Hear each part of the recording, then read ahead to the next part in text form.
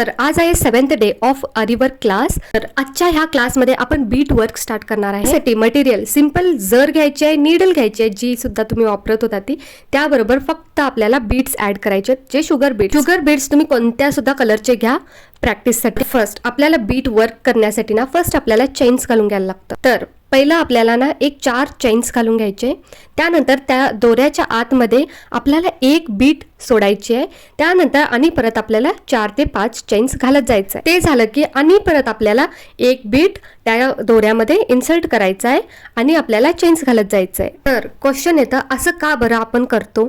तर कारण असं की आता इतके क्लासेस आम्ही अटेंड केलेले आहेत, त्या क्लासेसमध्ये आपण फक्त चेन स्टिच घालत आलो आहे आणि त्याबरोबर चेन स्टिचमध्ये पिको स्टिच घालत आलो आहे, ती सुद्धा चेन स्टिचमध्येच येते। तर आपल्याला ना चेन स्टिच घालून घालून प्रॅक्टिस झालेली आहे।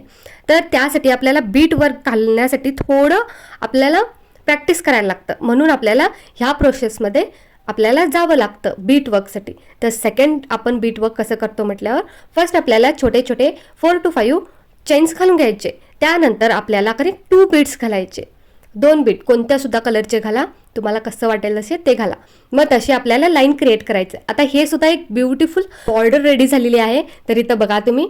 तर नेक्स्ट थर्ड स्टेपसाठी आपण काय करणार आहे, थोडं आपल्याला चेन स्टिच घालायचे, त्यानंतर आपल्याला एक एक बीट इन्सर्ट करायचं। आता एक घातलं, एक चेन तिथं लॉक केलं, त्यानंतर सेकंड बीट घेतलं आणि परत लॉक केलं तिथं, त्यानंतर थर्ड बीट घेतलं, असं तुम्हाला 8 to 9 बीट्स घालायचे आहेत। त्यानंतर आणि थोडा चेन्स घालायचे आहेत, म्हटलं एक 4 to 5 चेन्स घालायचे, त्यानंतर आणि परत आपल्याला रिपीट करायचे 6 to 7 बीट्स घालायचं। तर हेच आहे आपलं स्टेप बाय स्टेप आरीवर्क शिकण्याची पद्धत। तुम्ही सडनली एक आरीवर्कचा व्हिडिओ बघून तुम्ही डायरेक्ट बीट्स घालून करायला लागला तर तुम्हाला जमणार नाही आहे। जेव्हा तुम्ही स्टेप बाय स्टेप जेव्हा करत जाता तेव्हा तुमचं फिनिशिंगसुद्धा खूप छान येतं आणि त्याबरोबर तुम्हाला परफेक्टली जमतं सुद्धा। जर तुम्हाला बीट वर्क आलं ना तर तुम्हाला खूप इझी होऊन जाईल पुढचं प्रोसिजरसुद्धा। आजच्या डे 7च्या क्लासमध्ये ना आपण बीट वर्क शिकलेलं आहे। मी शिकवलेलं तुम्हाला कळतंय का नाही मला कॉमेंट करून सुद्धा सांगा। आणि आजच्याला तुम्ही इतकेच 3 छोटे छोटे लाईन बीट वर्क करून आणा,